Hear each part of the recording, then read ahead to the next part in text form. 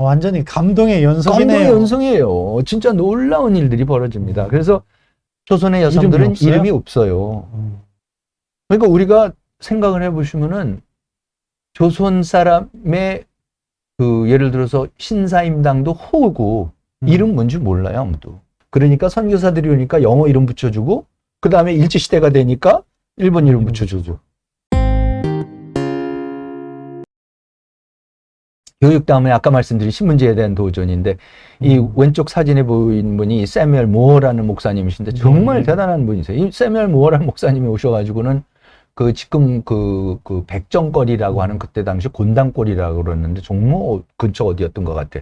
그래서 거기에서 그렇게 그냥 길거리에서 선교를 하는데 선교를 하다가 이제 그 백정들한테 이제 선교가 되기 시작했어요. 그래서 그 선교를 하게 되면서 아까 초두에 말씀드렸듯이 그 곤단골 교회라는 걸 생기는데 이제 거기에 최초의 그 백정 기독교인이 와요.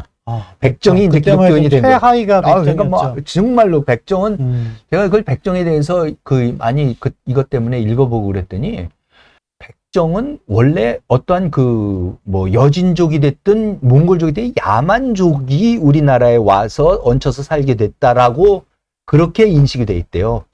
그래서 아주 이민족이라고까지. 그러니까 이 사람들은 상투를 틀 수가 없고 어른이 돼도 상투를 틀 수가 없고. 그러니까 우리가 진짜 영화 같은 데서 보면 백정들이 머리 길게 하고 나오는 게 그 모자를 쓸 수가 없어요. 그런데 한국에서는 조선에서는 어렸을 때 남자아이들이 머리를 닦고 있다. 떡고머리 총각이잖아. 모자를 쓰면 안 되고 그쵸. 총각일 때는 머리를 닦고 있다가 이제 어른이 되면 상투를 트는 거죠. 이거 묶어갖고 상투를 틀게 돼 있는데 상투를 못 틀게 하는 거예요. 그러니까는 백정은 아무리 나이가 든 어른이라도 보통 평민, 상민 사람들의 아이들도 하대를 해야 돼. 야자 해야 되는 거예요. 절대로 존대를 하면 안 돼. 된다. 근데 이런 거는 사실 나이가 그렇게 많지 않은 분들 사이에서도 시골에 사셨던 분들한테 여쭤보면은 맞아. 잘할 때 보면은 같은 동네에 어떤 사람들은 이 소위 천민 백정 출신의 이제 자손이고 그러는데 그 사람들한테 자기가 나이가 많다고 약간 존대를 하고 그러려고 그러면 이렇게 어른들이 굉장히 꾸짖고 불편하고 이랬던 게 많았다라는 게 우리나라에 사실 신분제가 얼마나 뿌리 깊이 있었다는 걸 알 수가 있는데 아무튼 이제 이분들이 목사 같은 분들이 이제 전교를 해갖고 와가지고는 교회를 다니기 시작하니까는 세례를 받고 그러니까는 점점 이분들이 오히려 양반들은 개종하기가 힘들죠. 뭐 제사 지내야 되고 이런 사람. 근데 이 성민들이야 제사도 못 지내고 아무것도 못 했으니까 당연히 이런 분들이 하면은 오히려 천민 같은 사람들이 더 많이 개종을 하고 여자들이 개종을 하고 그렇죠. 먼저. 그러니까는 거기 모여드니까는 자꾸 이제 장로를 뽑아 해서 투표를 하게 되면은 천민 숫자가 많으니까 자꾸 천민 출신들이 장로가 되니까 결국은 이 곤단골 교회에서 양반 장로들이 어느 날 제 책에 자세히 써놨어요. 대화하는 장면이 나와. 목사님, 우리가 여기 다 하나님 믿고 오는 거고 우리 이러면 안 되는 건지는 알지만 그래도 아무리 그래도 그렇지 우리 천민들하고 같이 자리에 앉아서 예배 이것까지는 도저히 우리가 하지 못하겠습니다. 어떻게 해야 될지 모르겠는데 아마 나가야 될 것 같습니다. 그러고 나가요. 나가서 따로 교회를 찾으니까 어느 날 무어 목사님이 교회에 오니까는 양반 출신들이 다 나갔어. 없어. 그래서 정말 그때 낙담하는 모습이 있고 그랬는데 그래서 이제 나가갖고 따로 교회를 차려서 홍문동 교회라는 걸 차려요. 그런데 이게 참 해피엔딩이 있는 게 뭐냐면은 양반들이 나가서 따로 홍문동 교회를 마련했는데 이 곤단골 교회 천민들이 남았던 원래 그 교회가 불이 나서 2년 후에 불이 나서 타버려. 완전히 타버려요. 그랬더니 홍문동 교회의 양반들이 이분들을 다 초빙을 해. 자기 교회로. 그 천민들을. 그래서 다시 합쳐. 그리고 모아 목사님들을 다시 초빙을 해서 모아 목사님이 홍문동 교회를 해서 그게 지금 오늘의 승동교회가 돼요.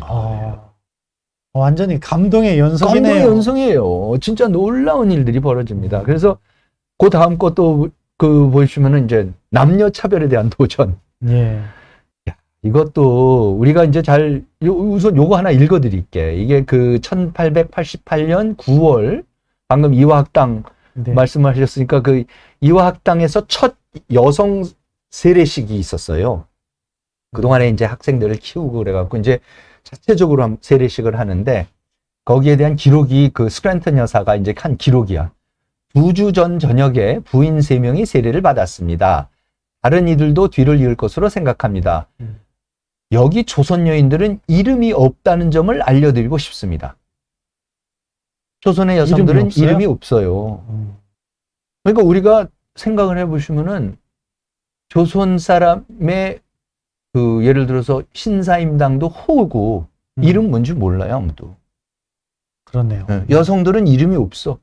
그래서 부인들은 이씨, 박씨 같은 집안 혹은 어떤 남성의 소유일 뿐입니다. 그래서 우리는 이들이 세례를 받으러 나올 때 어떻게 불러야 할지 몰라 곤혹스러웠습니다. 우리는 처음에 생각하기를 이들이 어렸을 때 불렀던 이름을 되찾아주는 것이 좋다고 생각했습니다. 그런데 그들은 어릴 때 그저 큰애기 혹은 작은애기 같은 호칭어로 불렸다는 것을 알았습니다. 우리 어디댁, 천안 출신, 천안댁, 전부 다 어디댁, 그러네요. 누구 엄마, 그렇죠? 고향 이름이든지 남편 그 집안 이름이든지 누구 애의 엄마든지 하지 본인의 이름이 없었어요. 그래서 이제 와서 그런 이름을 붙여주는 것이 적당하지 않다는 것, 뭐 애기 씨 뭐 이런 거 아니죠. 적당하지 않다는 것을 우리는 알고 어쩔 수 없이 이름을 붙여주는데 무슨 이름을 붙여? 그러니까 영어 이름 붙여주는 거죠. 그래서 마르다, 미리암, 살로메 같은 기독교식 이름을 지어주기로 했습니다. 그러니까 김환란 박사가 김헬렌이에요. 환란이 헬렌이야.